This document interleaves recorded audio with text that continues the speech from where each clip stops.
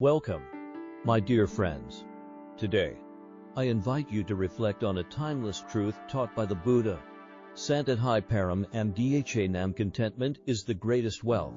In our fast-paced modern world, where success is often measured by material possessions and social status, we sometimes forget to pause and ask ourselves, what is it that truly brings us happiness? Is it the endless pursuit of more? Or is it the ability to appreciate what we already have? The teachings of the Buddha provide a clear answer. True wealth is not found in what we own, but in how we perceive life. We often fall into the trap of believing that happiness lies in acquiring more money, more achievements, more recognition. While these things may bring temporary satisfaction, they often leave us yearning for the next goal, the next possession, or the next source of validation. The Buddha compared this endless craving to drinking salty water.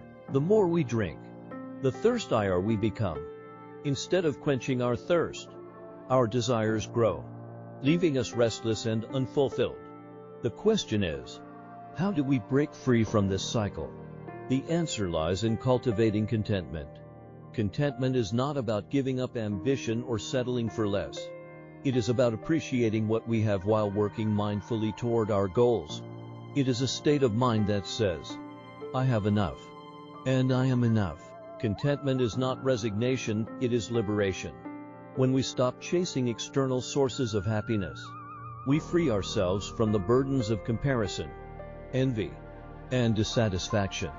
Each day presents us with countless blessings, but we often overlook them in our quest for more. By practicing gratitude, we begin to shift our focus from what is lacking in our lives to what is abundant. Gratitude is not merely an act of saying thank you. It is a heartfelt acknowledgement of the gifts that surround us, no matter how small they may seem. Another way to embrace contentment is by simplifying our lives. We live in a world filled with distractions and excess, but true joy lies in simplicity.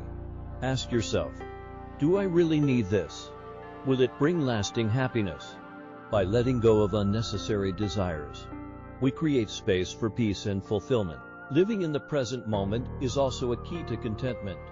Much of our unhappiness comes from dwelling on the past or worrying about the future. The Buddha taught that the present moment is the only reality we have. When we bring our attention to the here and now, we begin to experience the beauty and richness of life as it unfolds. It is important to let go of comparisons as well. Comparing ourselves to others only feeds discontent. Every person's journey is unique, and their paths are shaped by their own experiences and challenges. When we focus on our own growth and celebrate our own progress, we cultivate a sense of self-acceptance and inner peace. Generosity is another powerful way to nurture contentment. When we share what we have, whether it is our time, resources, or kindness, we experience a profound sense of fulfillment. Generosity reduces attachment and deepens our connection with others, creating a sense of unity and harmony. Let me share a simple story that illustrates the power of contentment. Once, a poor farmer lived in a small hut with his family. One day, he complained to a wise monk, saying, "My home is too small, my work is too hard, and my life is miserable." The monk smiled and said, "Bring your chickens and goats into your hut." The farmer was confused, but did as he was told. A week later, the farmer returned, saying, "Now my home is even more crowded and unbearable."